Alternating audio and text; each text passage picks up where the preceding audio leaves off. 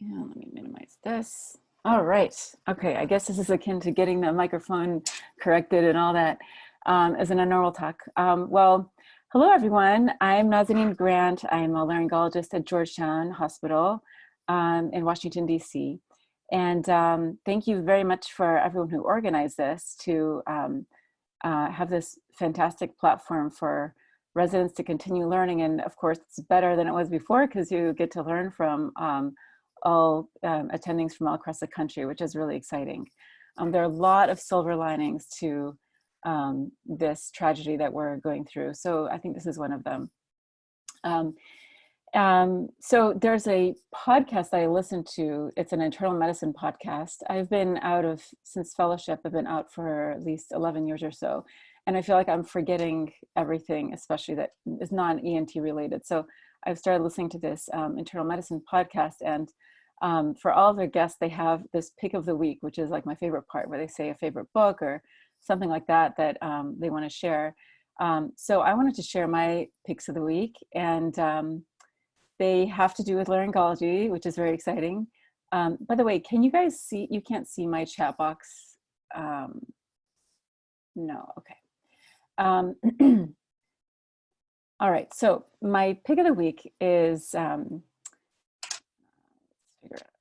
first, Jorge Drexler is a singer. He was an ENT resident, if you can believe it. He's from Uruguay, and his main passion was music. He kind of went into ENT, probably following his father's footsteps. And he basically brought his guitar to the call room all the time. And finally, they just said, just take your guitar and, you know, do what you need to do. And thank God, and he basically quit residency. I'm not advocating quitting residency, of course, that's the last thing. But I love that he used to be an ENT. So 20 years later or so, he's now this well-known musician. He now lives in Spain. He sings in Spanish, of course. But the words to his music are incredible. He sometimes brings in medicine into it. But there's, to kind of dive into his music, one way, you know, one starter would be this Tiny Desk concert YouTube. It's a 20-minute video that kind of is a taste of his music, and it's got subtitles in English. His music is also really good if you are trying to keep up your Spanish, any Spanish that you know. So I actually really have enjoyed it over the years, just kind of like translating the lyrics and, you know, to broaden one's vocabulary. So there we go, former ENT resident, now famous. So my next pick, my final one, is this really interesting video that, a movie that's about an hour long. It's called Flying on One Engine. It was made, it's this movie of a plastic surgeon from India who also himself has had a laryngectomy, and he's got severe CHF. He's kind of more of a patient than a surgeon, but he actually lives partly in New York and partly in India. But in India, he basically does a lot of humanitarian work, mostly on cleft lip palate repair, all sorts of, you know, plastic surgery repair. So this movie is very interesting. He's a very quirky person, and it just shows so many interesting interlays between medicine, culture, laryngectomies as, you know, as human beings. And it's kind of a confluence of several things that have always interested me. So I highly recommend it. I think this time of this whole pandemic and this global emergency, which is obviously, you know, nothing that any of us have seen in our lifetime, it's kind of a time in life where we really zoom out and we are just like, who am I? What am I doing? And you kind of go back to basics. And I think the arts are really helpful to bring us back to basics. So these are two ENT related artistic endeavors that I wanted to share with you. To get to this movie, you just go to flyingonOneEngine.com, and the person who made it has just put the whole movie available. So to get started on, I know you've been listening to otology, neurotology lectures, and we're going to pivot to the larynx, which is, I believe, the most amazing organ of the human body. I want to talk about phonotraumatic lesions today, and show the diversity of lesions that are present, discuss nomenclature, talk about maneuvers that we can do in clinic, so during an exam, and in the operating room to elucidate what they are. And I also want to finally reconsider reflux as a sole diagnosis of people with hoarseness. A lot of times we blame things on reflux, and I feel like a closer look sometimes reveals a more clear answer as what might be causing a hoarseness. So just to start off, this is a video of a normal, well, quote unquote normal video stroboscopy. This is actually what comes on the K-Pentex machine when you buy it. Oops, let me.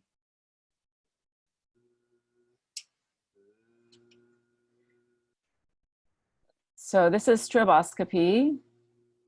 It puts a flashing light on the vocal folds as they vibrate, so we can see the biomechanics of the oscillation of the true vocal fold mucosa. And at the very end of this video, I think, oh, never mind. I thought it showed it without the strobe light, but just to kind of go back to some basics in laryngology, to get the most clear image of the vocal folds, we use stroboscopy, because it's rather than just getting a blurry image of the vocal fold vibration, by putting the strobe light on it, we can see a lot more details that we wouldn't have been able to see otherwise. This first case, and by the way, I've changed a lot of the identifying details about these patients, but living in DC, there are a lot of lobbyists, and this case may or may not be a lobbyist, but it's really a town of talkers.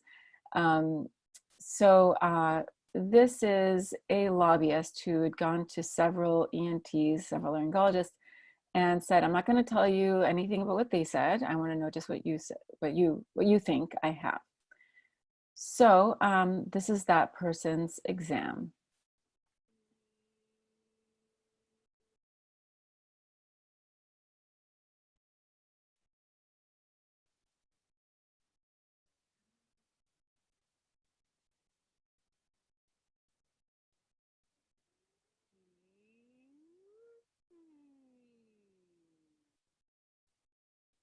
All right, now I'm not sure how the interactive part of this talk works. I would love for someone to describe what they see. If that's not really possible, then if someone can just tell me in the chat room, or just say it, or you can write into the chat feature what they see, and maybe I'll play it again with the volume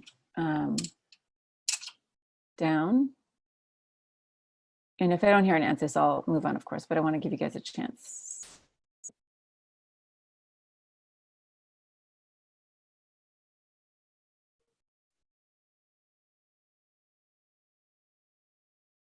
Great, so there's incomplete glottic closure.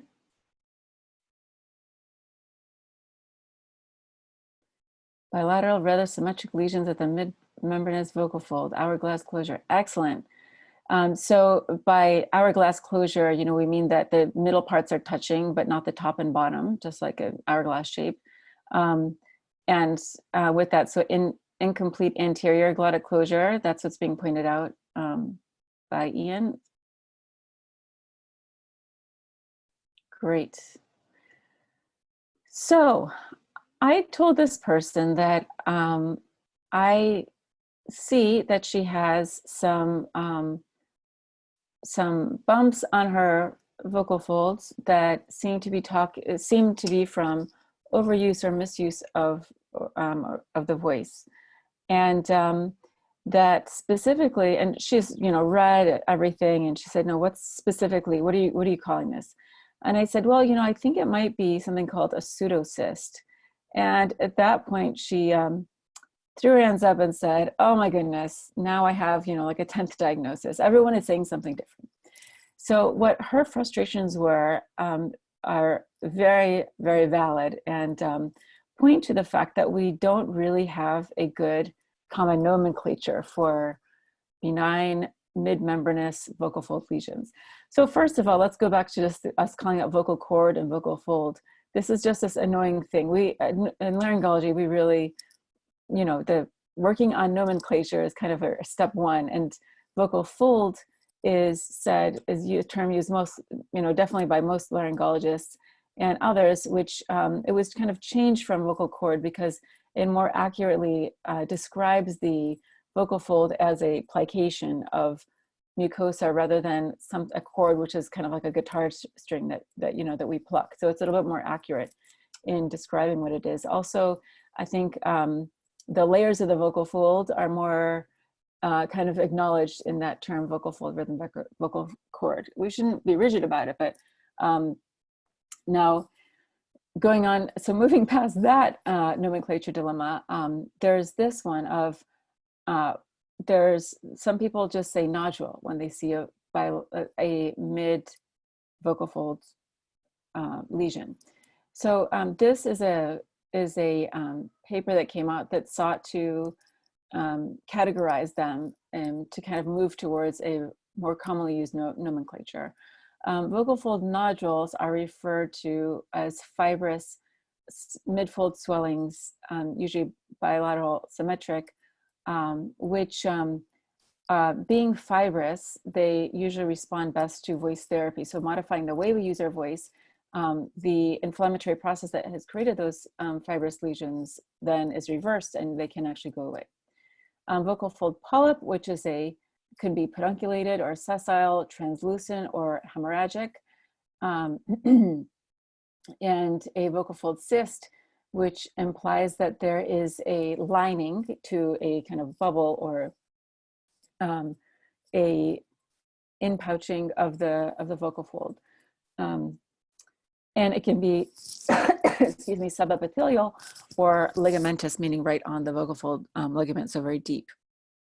Almost like saying deep or superficial.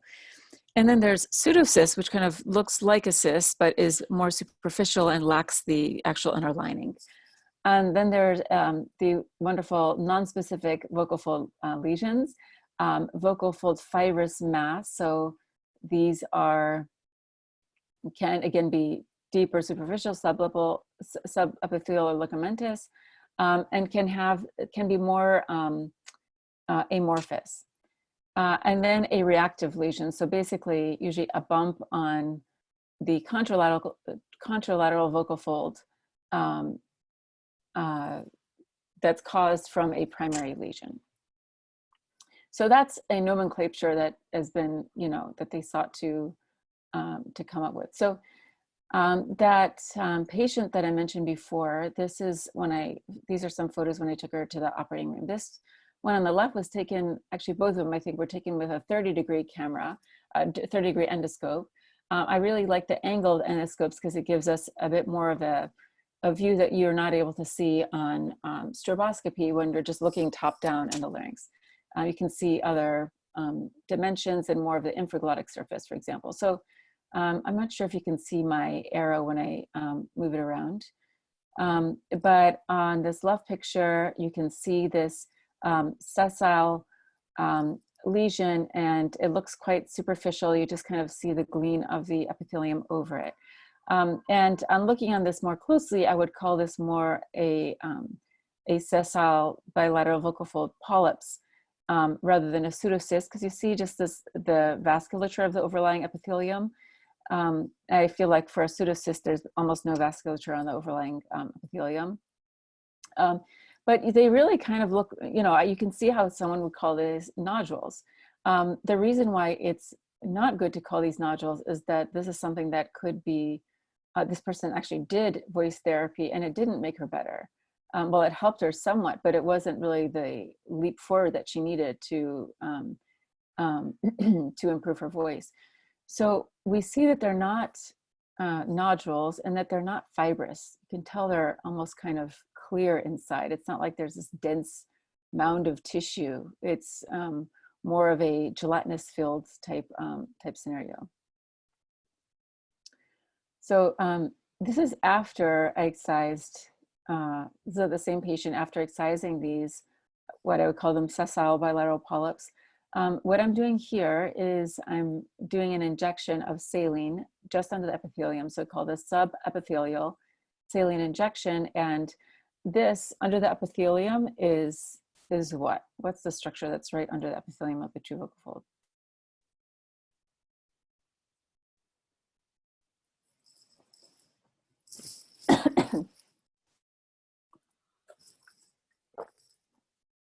You want to answer in the chat room? SLP, great. So it's the superficial lamina propria, which is the most sacred material of the vocal fold layers. So it's got kind of like a basket weave, well, not kind of like, we describe it as a basket weave collagenous structure, where it's not like when you open the epithelium, the SLP all just oozes out like it's a balloon that pops, even though it's gelatinous. It has a structure so that even when you take off epithelium, it still kind of maintains its shape. And we want to be, it's very easy to over excise it, which is what happened in the Julie Andrews situation. For the very youngest of you, Julie Andrews is the famous actress of The Sound of Music, who unfortunately, famously, after having vocal fold surgery, she basically lost her singing voice as she knew it, and it basically ended her career. And that was thought to be from an overzealous excision of vocal fold lesions, which didn't quite respect the superficial lamina propria.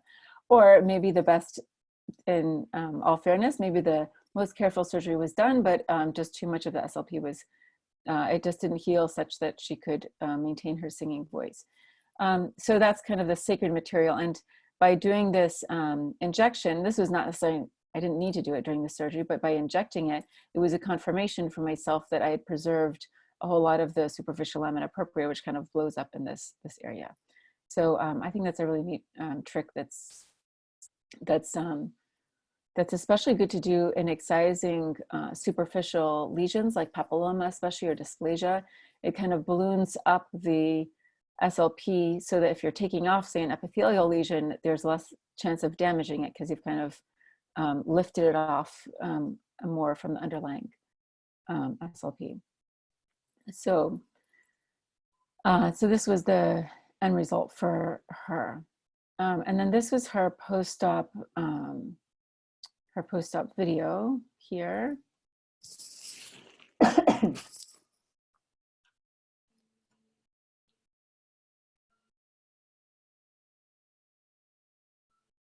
So we can see how she's got much improved glottic closure. And of course, the contour of her vocal folds is restored to a straight border. And there's actually a tiny little anterior glottic gap there. But you can see how she lost that hourglass closure, which is a good thing. She now has more complete glottic closure. So,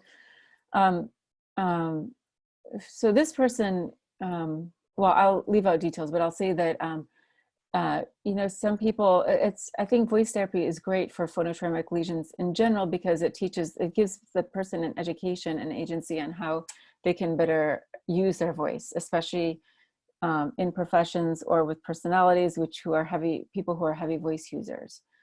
But it's good to recognize when something might not be just nodules, because it leads to a lot less frustration and better management of people when we know that they can actually be offered a surgical approach, which may have have a better response than just more and more voice therapy or more PPIs, which is a topic I'll talk about in a second as well. So a parallel patient who had done a lot of voice therapy, I'm looking with the angled scopes, and I think what I might be doing here is see this instrument here. This is a probe where I'm pushing into the ventricle, which then just gently with a very blunt instrument, which then kind of everts the medial edge of this vocal fold, also called the striking surface. Now, I actually diagnosed this person as nodules at first, and it eventually took her to the operating room because in her situation, she just really needed the fine tuning of her voice. And so found here this ectasia, which is kind of buried within a somewhat fibrous, accumulation. But on seeing this, and I could only see it once I took her to the operating room, and taking this out, this then subsequently melted down this, which was a reactive lesion, not bilateral vocal fold nodules necessarily. And so this was actually, she had a great result for herself in terms of being able to move past it. And this picture on the right shows the volume restored post-excision. For her, I think what I only did is put a little bit of steroid injection on this contralateral side. I didn't necessarily take it off. Now, you might have noticed in the first video that I asked the patient to make a noise as she's breathing in. And I might have, sometimes I say, make it sound like you're scared, like this. And that is called an inspiratory maneuver, and it's very helpful to distinguish superficial lesions. Here's an example of doing that.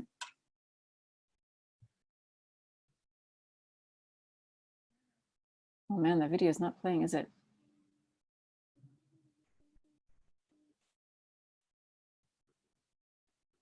Wow, this is kind of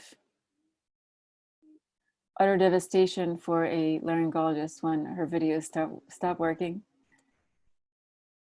All right, well, all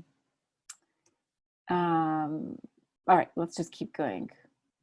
This actually is some still images of doing an inspiratory maneuver. So this is a patient who I thought, it looks a little bit edematous, her true vocal folds. There's something about it, like the vasculature on the top seemed like it's not fully there. And then in asking her or him to do an inspiratory maneuver, you can see how this person has what would you guys call this? The chat room. So what would you call this? Bilateral generalized edema. Great. Watery polypoid edema appears to be Reinke's edema. Yes. Reinke's edema is basically a inflammation / swelling of the superficial lamina propria, and it's also called polypoid chorditis, or watery polypoid edema, I think is really an accurate term as well. Some distinguishing features of it is it really involves the entire true vocal fold.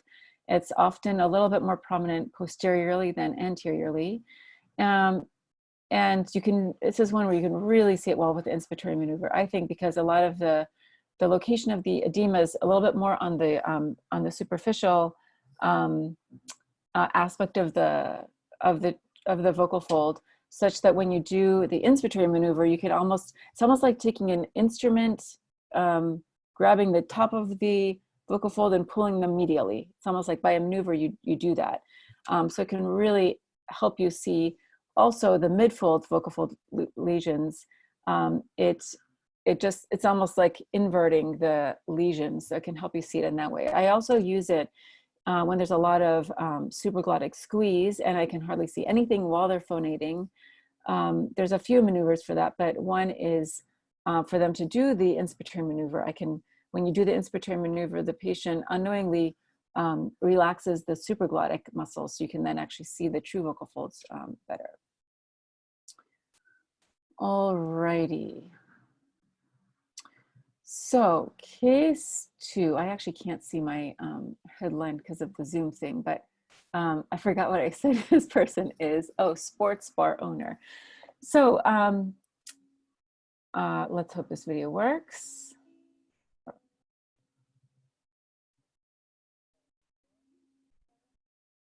All right, you guys can start writing in the chat room what you guys see. And I'll play this a few times.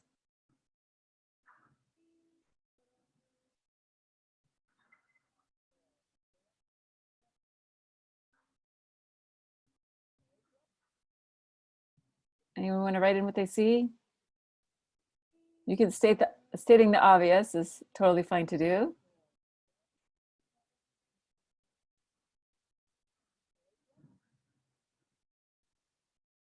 All right, cystic lesion on the right true vocal fold. Great.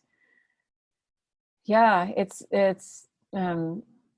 looks dense in a way. You can see how the mucosal wave is very much impeded on this side. It's just weighed down. The vocal fold mucosa is, the mucosal wave is weighed down by this cystic type mass in here.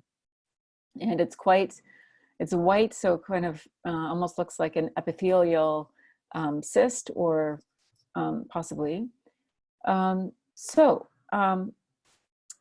All right, so in taking her to the operating room, I was actually very interested, or him, whichever it was, I was very interested to see how it doesn't look as bad as it did during the strobe exam, right? It looks a little smaller, it looks a bit deeper. In the last one, almost looked like it was just, hanging in the breeze there and without much overlying epithelium. And here it definitely looks deeper. I thought that was interesting. So that just like cyst or anything fluid filled, it can fluctuate in size. So let's see what I did next. So here's this is an angled view. You can see there's also just some thickening, and I would call this, and even on this side, you can see there's no obvious underlying lesion, but there's definitely a thickening, which I would call that a fibrous, phonotraumatic swelling. And here there's more of a distinct lesion in there, but you can see the surrounding fibrosis. So lo and behold, in opening this up, we find a little nest of epithelium. How interesting. And on taking those cells out, which came up as squamous, quote unquote, squamous debris, we saw this very nice cavity, well lined and kind of epithelial lining. So technically, yes, a cyst. And I was just left with many questions. One was, in the strobe exam we saw before, why did it look like a blown up liquid? And then here it looks like a solid mass. It was a solid mass. It's interestingly, you don't think of something that's more solid fluctuating, but obviously maybe there's a component of both of them. I'll say that when I entered this cyst cavity, there wasn't like a gush of liquid that came out, which you'll see in the near future, in the next case, I think. So this was very interesting to me. So just measurement wise, I did take out obviously the little kernel of cells, and then also tried my best to take out this wall without trying not to only just take out the epithelial wall, which is not very, no one can do that in a very glamorous and perfect way. But we just like taking out a sebaceous cyst, you want to take all the lining out so it doesn't recur. But of course, all around this is a superficial lamina propria. There's actually probably vocal ligament right under that. So you also really want to minimize scarring because you don't want the mucosal wave to be impeded. Here is a video that's not playing. It seems like the intra-op videos are not playing. Interesting. Let's see. So this is her post-op video. It's not a great video. So remembering that this was the right side. Okay, well, we can't really see that well, but there is still a decreased mucosal wave on her right side, which is probably always going to be there to some extent.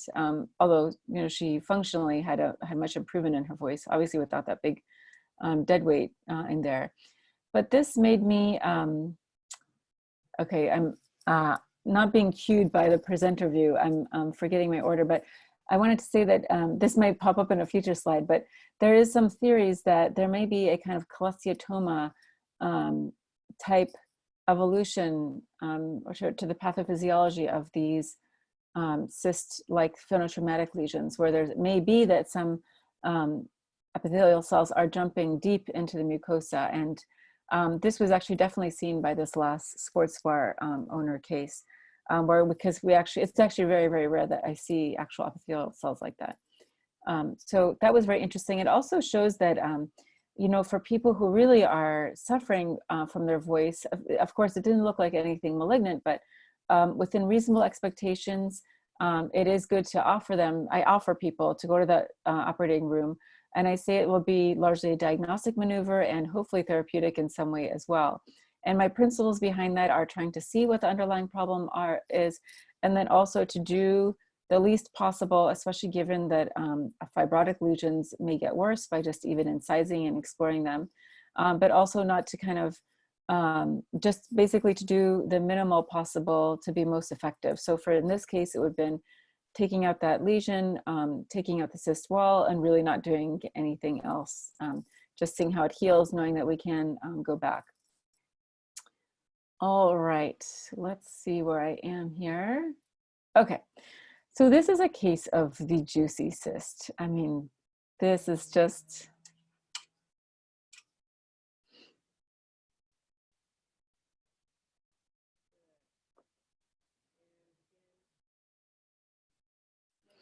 and if anyone wants to put any words to describing this cyst, please go ahead in the chat room.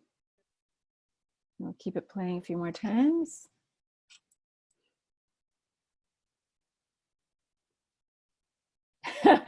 Juicy indeed. It's just so, I thought when med school, when, you know, pathologists and others were describing disease processes, you know, as if they're food, I'm just like, this is so disgusting. People are just disgusting. And well, here I am. It's juicy. So what makes it juicy is its size is one. And oh, sorry, I didn't see Lauren. I didn't see that answer that you had put before. So yeah, it's juicy because it's just so huge, and it's also looks pretty deep. This is not the kind of hanging off the edge type thing as the last one was. Now, for cysts, we hear a lot about doing a microflap excision. So a microflap excision is when we make an incision to the epithelium, we very gently dig out the cyst wall, and we don't violate the cyst. We take it out in one nice shiny pearl, and we close the overlying epithelium over it, and it's just the most beautiful thing. And I'll say that, you know, I feel like going from residency to attending hood, and even within residency, I feel like there's a large discrepancy between real life and what is presented. So, and I vowed to myself, I said, I'm an attending and I'm giving talks. I'm just going to give my real life cases. I'm not going to show the most beautiful, you know, I am just so skilled technically procedures. And so here I am on the other side showing this national audience, my international maybe, my non-microflap case.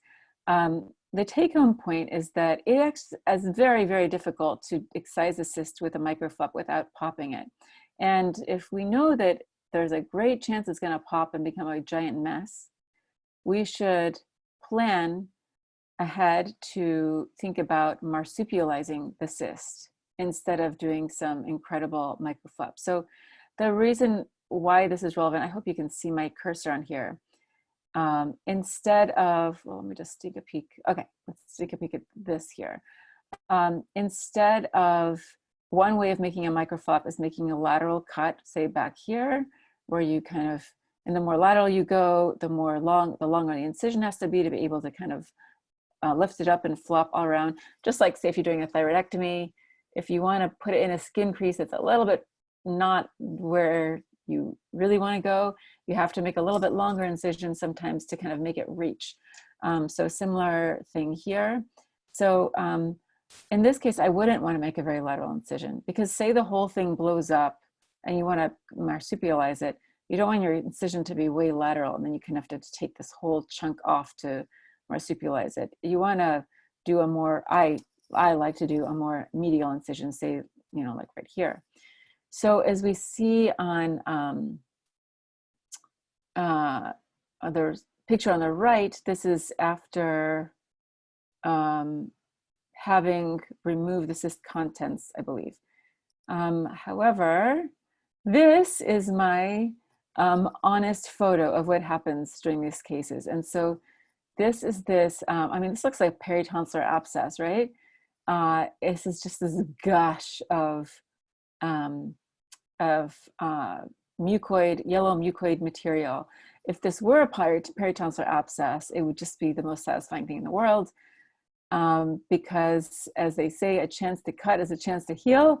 In this case, because all of your surrounding tissue is so delicate and so needed, it's, you know, not a great feeling. So just to say that, you know, in making these incisions, a lot of time they do marsupialize. And so what I have a goal of doing from the beginning is I tell myself, this probably will be a marsupialization. And so I'm going to plan my incision and such. And I'm going to see what my next slide is. Yeah, it may look super ugly afterwards. So this is this is a cut edge of the epithelium. Can someone tell me if you can see my arrow on the screen? This is the cut edge of the epithelium here. And so here, we can, great, thank you, Bryce. Yeah, actually the only thing this is probably cut edge right here. There's, you know, a chunk of superficial lamina propria that's lost. It was already lost because it was replaced essentially by the cyst. There's probably, you know, vocal ligament exposed here. And, you know, this just is what it is. These people still do better having excised this mound, even though this will scar in, it will have decreased mucosal wave, decreased vibratory material, but with the contour of the true vocal fold better restored, then we can still have a better voice than we had before.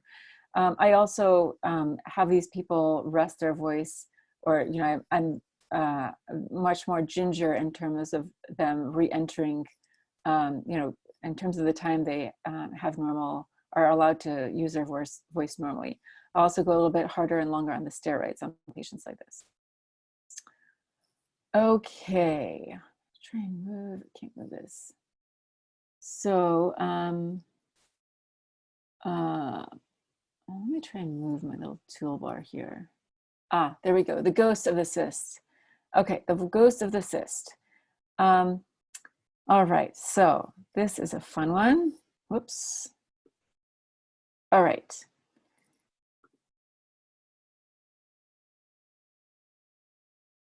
So this patient is a gentleman who says, you know, I just can't project my voice. It's raspy. I just really lack power in my voice. That's the thing that bothers him most. And I think this illustrates a few things. And, you know, there's nothing, this person does not have to go to the operating room. There's nothing in terms of, you know, life or death. There's nothing precancerous here that I can see. And, you know, I have this conversation of how after doing several maneuvers, etc., I usually do recommend voice changes to optimize, voice therapy to optimize use of the voice that they have. And then I say, you know, and like I said before, I offer a diagnostic laryngoscopy. So taking him to the OR. And I say this with a lot of caveats. And so it's a small percentage of patients who actually kind of take me up on that. And he is one of them who did. So this is what I saw in the operating room. So here, on just first look, you just see a little divot here. And there's a, you know, I don't like taking people to the operating room and not being able to, you know, fix them, definitely not, or even just not be able to say much from it. I'm just like, oh God, you know, for a split second, I'm like, oh, why are we here? And then, you know, I usually take a blunt instrument and I just kind of touch this area around and see what we see. And so this is what I saw. This, this probe just fits so nicely into this little pocket. Look at that. And so this is what I'm calling this the ghost of a cyst is, you know, we'll never completely know, but what I think, if we can create a narrative of what happened to this patient, it could be that he had a cyst and it popped. And that epithelium that was lining the cyst joined with the epithelium of the true vocal fold. And we have, some would call it so someone called this a sulcus vocalis, because technically, actually, I think that slide is in a minute. Just to delve back, this is a doing a subepithelial injection again, and on this left side, you can definitely see the divot right here. You can see how it's a divot in that there's epithelium that's stuck to the vocal ligament, or to deeper layers at least, so that when you inject and you balloon up the superficial lamina propria, it's more obvious, so we can see this dimpling in of the epithelium. So what did I do for him? I just unroofed that so-called ghost of the cyst, because that pocket was probably not vibrating well. All the complex change in muscle tone that our vocalist and thyroid muscle gives can't translate to the surface when you have just kind of an isolated fragment vibrating. So I took that off, but he still has a sulcus, which I didn't, that's a whole, management of sulcus is a whole other topic, but so this is an equation I think is great. Clear phonation equals robust, for clear phonation, you need robust mucosal wave and good glottic closure. In a case like this, we're missing both. We're missing good glottic closure, which is probably why he can't project well, doesn't have that power to his voice. And then the lack of a good mucosal wave is probably what gives that raspiness. And so in this case, the raspiness, these are pictures of a, these are just diagrams of different types of sulcus vocalis, which is, kind of defined, or the degree of it is defined by how deep the epithelium is touching the underlying structures of the true vocal fold. And then here on the right is just that wave of the glottic closure that we need. So in this case, from his original exam, we saw that he did have a bit of a glottic gap, and he does have a bit of decreased mucosal wave, especially, in the middle. Now, when they're not touching, you can't see the mucosal wave fully because they're not touching, but you can kind of still see how it's not so supple like it was in that initial normal exam that I showed you. So now that means that we have surgeries that try to work on both, right? In terms of glottic closure, medialization procedures bring them closer together. In cases of sulcus, when you bring the two vocal fold surfaces closer together, you can get a louder voice, but it's raspier. It is still raspy because you don't have that mucosal wave. That's good. And so I've found that men sometimes, this is a generalization, of course, but men don't mind this as much because it's a little bit more masculine to have like a loud, raspy voice. Whereas for a woman, when you have a raspy voice, it sounds more masculine. And so some of my patients who are women who have this, who have medialized them, they've complained that they feel like they sound more like a man, and in a way that they didn't like. So all interesting considerations. This is the article I was referring to before that talks about sulcus vocalis and how it might represent an invagination of epithelial cells, much like a cholesteatoma, as it says here. All right, gosh, I'm only on case 5. I think I have about 10, and we've got only 14 minutes left. So it's just also exciting though. I'll go and try and go a little faster there to cover more. So this I call another probing case. Here we have someone really suffering to get a clear voice. And this person's profession required a lot of voice use. Kind of, to be honest, don't like this whole thing about professional voice because it kind of talks about people as, our worth is economic. Like if it doesn't affect your job, then it's okay. But, for a parent, for any human being, I think the voice is obviously very important. There are very few people who just really don't care about their voice quality. Well, at least I don't meet them. I tend not to meet them. But that said, when you additionally can't hold your job, then that's an even bigger problem. So this person did voice therapy, and without my notes, I'm just gonna have to, okay. Did voice therapy, and on re-examination, she looked pretty much the same.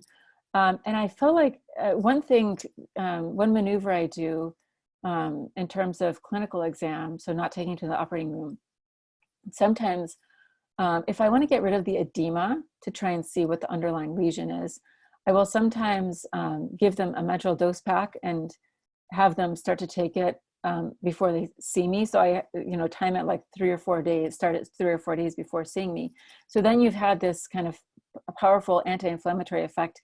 And then on repeat exams, sometimes I can better see, oh, this is not a nodule. This is a cyst with a contralateral lesion, or not. Or you can see more clearly, oh no, this is really just fibrous material. So another way to do it is just to ask people to completely rest their voice for 5 days, whatever, before they come to clinic. I really hate telling people to completely rest their voice. It's very mentally straining, especially when people live with others or well, whatever. But so I tried various things on her, and even actually before surgery, I believe I put this person on a medral dose pack. Just to be able, even intraoperatively, to see a bit better. So this is the same person in the operating room. You see the ET tube there, so you know. And so here I would say there's these broad-based midfold lesions. And again, I used the probe, and I used the probe that's a little bit more like a spatula. And interesting, my probe kind of got caught right here. Anyone know what this is called? And then you can put in the chat box if you know. So this is different from the ghost of a cyst, as they call it. This is a different area. So the other one was a more lateral. This is like a thicker band here. And so this is called anyone want to say? This side, interestingly, actually, I forgot if there's the same finding here, or if this is just reactive. Last call to write in the chat box. So this is called a mucosal bridge. And the thing about these segments, they're, like I was describing before, they're not vibratory. They just kind of flop in the breeze, and they prevent from the vocal fold to be able to be vibrated properly. So this, I just cut off the bridges. I really palpated well to see where the bridges all were, and I just unroofed them because they weren't, serving her, and I thought that I wouldn't actually make her worse either. Forgot what I did on this side, but this is her end result, where she functionally was much improved, and you can see just that massive amount of swelling has gone away, and she does have much better glottic closure. All right, so moving on to this concept of reflux. I think this was the last of the objectives. So let me do a time check. Okay, 9 minutes. So,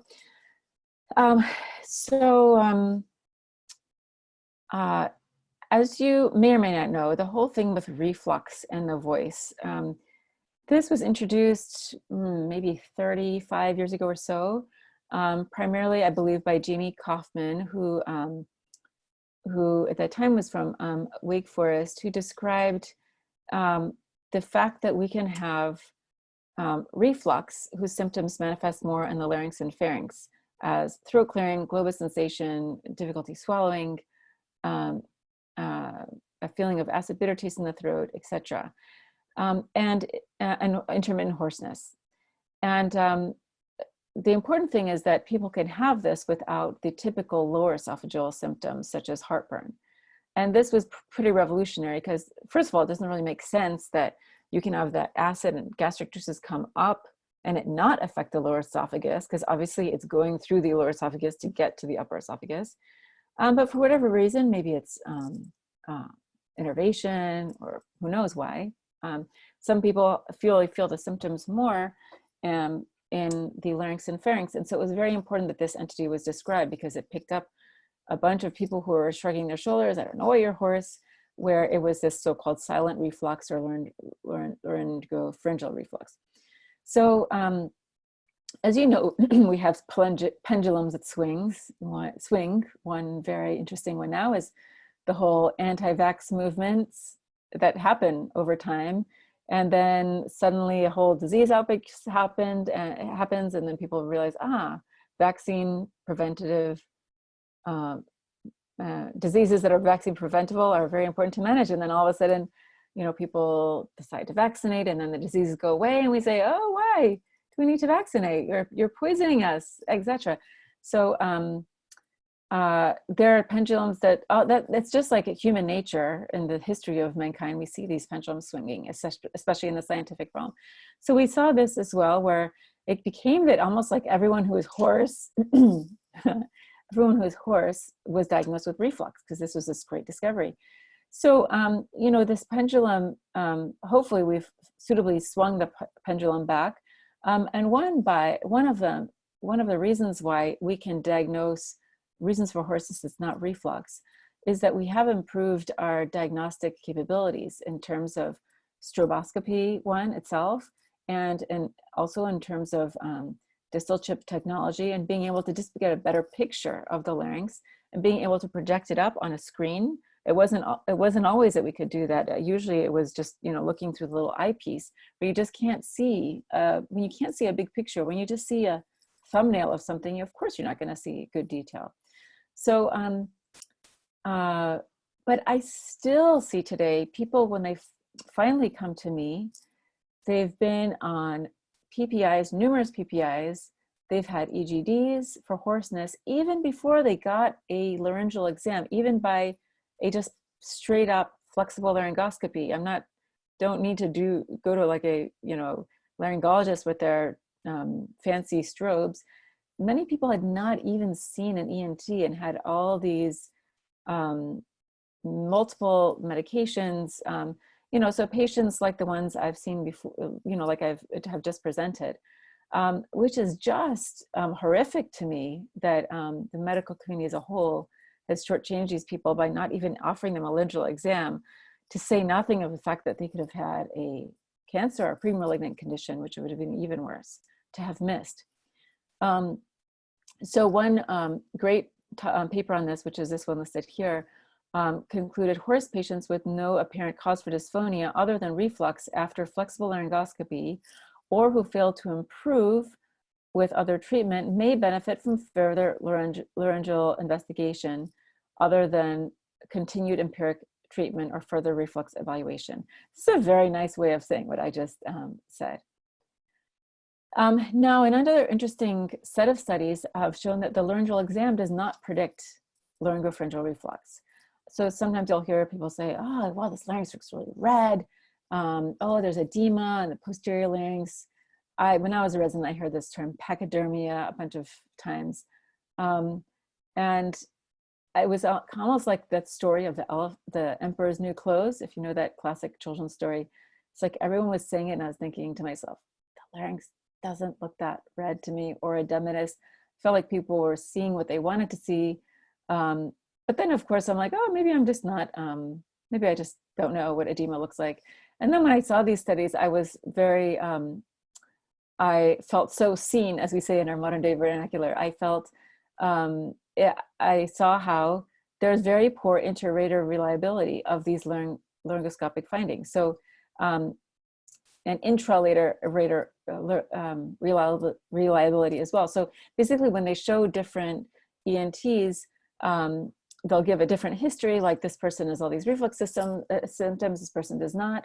They read the exam differently, like there was edema, there wasn't edema, there was erythema, there wasn't erythema. I'll also say that even people who clearly improved with reflux treatment, their exam didn't necessarily change in some cases. So that's another, that also speaks to the fact that the laryngeal exam does not necessarily predict the fact, or is not diagnostic of the fact that we do or do not have LPR. Now that said, this is a patient who had a total esophagectomy and with a gastric pull-up. So this person's stomach is right below their larynx. And this was a really interesting case for me to see, because I had been kind of trained fellowship-wise in like, it's not reflux, keep looking. And seeing this patient was really illustrative, because this person, well, I'll show you just on the next page, had massive episodes of bilious reflux. This was all through the exam. This poor guy, his stomach contents were just basically coming up continually through my exam. I would have him swallow and it would kind of go away momentarily, but it was really instructive for me to say, okay, yeah, it's true that if you just dump the gastric contents into the larynx, yes, you're going to get edema, you're going to get posterior glottic swelling, you're going to get this vocal process area is kind of bunched up. It's very interesting, though, to me, how sometimes we talk about post-cricoid edema. Sometimes I think what we call post-cricoid edema is actually just post-cricoid mucosal redundancy. But you can see how there's this bilious stuff bathing in this area, and it looks mottled to me. It doesn't look healthy necessarily, but I wouldn't say it's edematous. So anyway, this was just a really interesting singular case that made me think through this a bit more. All right. Wow, my time is up. Let's see. Let me just do something real quick. Okay. All right, well, I will just end here. Also, to leave 30 minutes for questions. I'll leave it on this goodbye slide of a most gorgeous view of the larynx. Let's just take a moment and pause at the beauty of the larynx. I love seeing the structure of the blood vessels here, how you see how parallel and linear they are here, and you see how they kind of branch out like a tree leaf here. The larynx is definitely the most beautiful organ in the body. I have to say, one interesting thing about our field is that almost the part of your brain that has to be active in different subspecialties is very different. I remember standing at my strobe machine just reviewing exams, and one of my colleagues who is kind of like a sinus type person saw me doing it and said, "You really like looking at those exams, don't you?" And I just like, yeah, I could just look at this all day long. And then, you know, the next day we had grand rounds and it was on some sort of sinus allergy type thing. And someone put on that interleukin type whole inflammatory cascade. And they put this slide up and said, "Isn't this the coolest thing? I could just look at this all day long." And I thought, oh my gosh, if I never have to see that slide ever again, I'll just be completely happy with my life. And it's so interesting,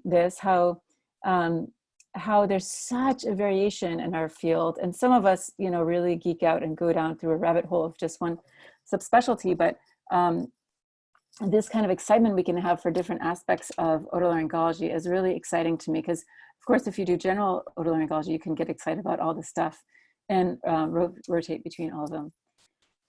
So I will end there. And if there are any questions, then I am happy to entertain. The conclusion slide, I think. There we go.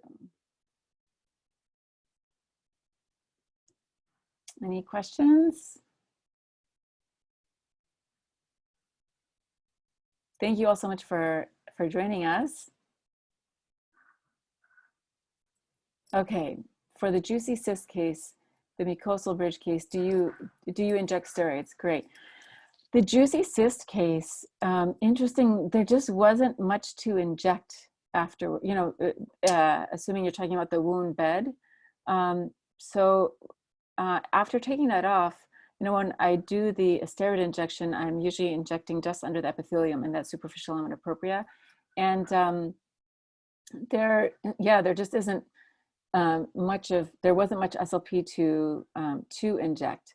But when they're in a less juicy cyst, I will occasionally, indeed, yes, inject some steroids if it can be kind of held into that wound bed. But I think more importantly, is the systemic steroids, or what I do more of is more reliably, I should say, is the systemic steroids afterwards. Of course, unless they're, wildly diabetic or something like that. But because I think, when you take out the juicy cyst, you're rebuilding a lot of infrastructure. The SLP can kind of grow in over the vocal ligament, I've seen. And so you kind of want to, and you want, like many areas in the head and neck, you want it to be not so inflamed as it's healing. So so I do find that systemic steroids is most useful in that case. For the mucosal bridge case, from what I remember, I don't think I actually injected the side of the mucosal bridge was taken off, because the only inflamed part were the little snips where I took that off, but I did inject steroids on the contralateral lesion, which was actually quite large and broad and fibrous. I did inject steroids into that, into the contralateral lesion. Thank you, Chris, for that question.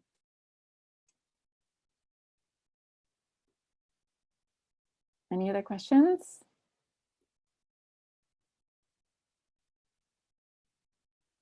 All right, well, thank you again so much for this, for listening on, and for this opportunity to share about the most exciting organ in the human body.